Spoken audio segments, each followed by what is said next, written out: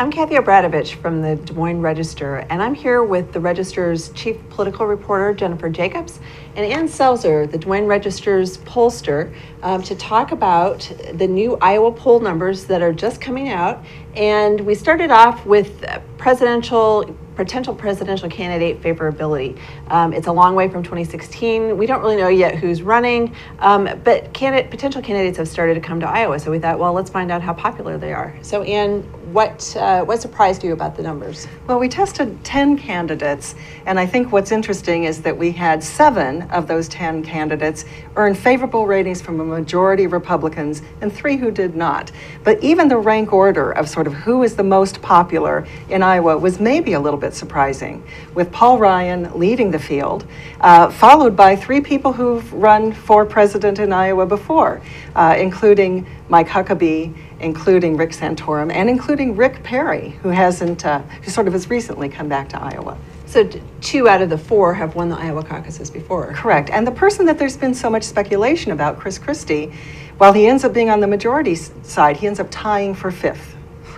So just continuing to talk about Republicans, Jennifer, what surprised you about these numbers? Well, I think the Ted Cruz number, like Ann was saying, he ranked at 46% favorability, so less than a majority of Republicans have a favorable opinion of the U.S. Senator from Texas. I think the conventional wisdom, at least amongst the national political press, is that Ted Cruz is the one who really makes Republicans' hearts beat very fast in Iowa. And while that might be the case, because this is a poll of all Iowa Republicans and not necessarily potential caucus goers, still in this poll it shows that Paul Ryan is definitely more popular. I was a little surprised that Paul Ryan comes up on top, not only among all Iowans, which is a good idea if you want to run and win in the general election, Iowa being a swing state. Among Republicans, hugely popular, and among the Tea Party sample that we had. So he is a winner on all 3 of those categories. And I kind of wonder if that will continue, considering that he was the architect of this, one of the architects of this latest budget deal in Congress, which is being panned by conservatives right now. So I think it's probably too early to tell. What do you think, Ann? Too early to tell how that will affect? Panned by some conservatives. So there is a faction of the conservative wing that wants to get things done. And so if Paul Ryan comes across as conservative in principle but able to get things done, that can make him more popular more broadly. His favorability rating was 73%. That's huge. Quite popular. Yeah. So Jennifer, what about the Democrats? Right. Hillary Clinton has the monster numbers on the Democratic side, 89% favorability rating.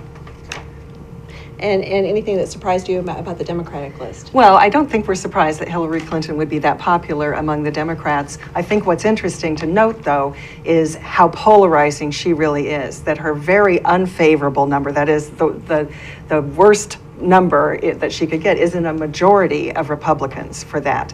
So if she wins the nomination, it's not exactly a cakewalk to the presidency. But if you look at her, what I would call the general election numbers, the all Iowa sample, she gets 50%, which is better than any of the other candidates got in the sort of all Iowa sample of poll respondents, which is pretty good. I mean, considering that you have a situation where she's considered to be very polarizing. So I would also add among the Democrats, it was very hard to come up with a list. You'll see that our Democratic list is very short compared to the Republican list. And part of that was because we just haven't had candidates coming to Iowa.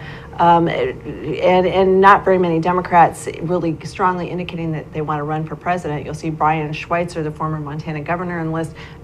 He's going to be in Iowa next week on the 18th, and so that's why he's on our poll list.